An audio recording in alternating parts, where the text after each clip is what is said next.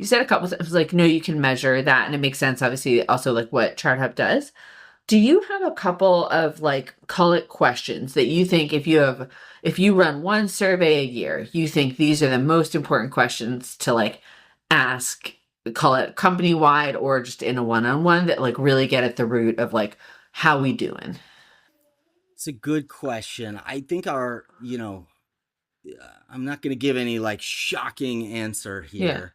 I think that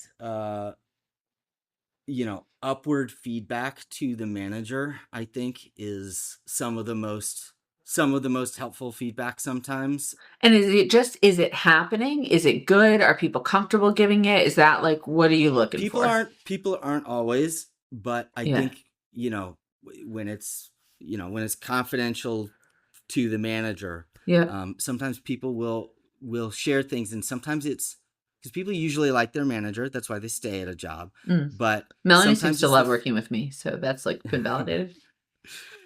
but Listen, sometimes just get on the it's possum train and then we can talk. Okay. Carry on, Ian.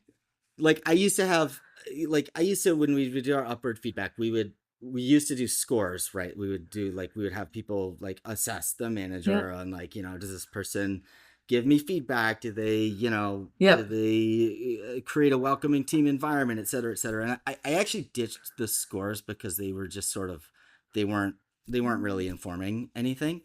Um, People generally, like, they would give their manager good scores or they quit. Like, that's kind of like what it comes down Yeah, to. yeah, yeah. But That makes Fair. sense. but when people give upward feedback and they like their manager, you have to read between the lines of what they didn't say about their manager.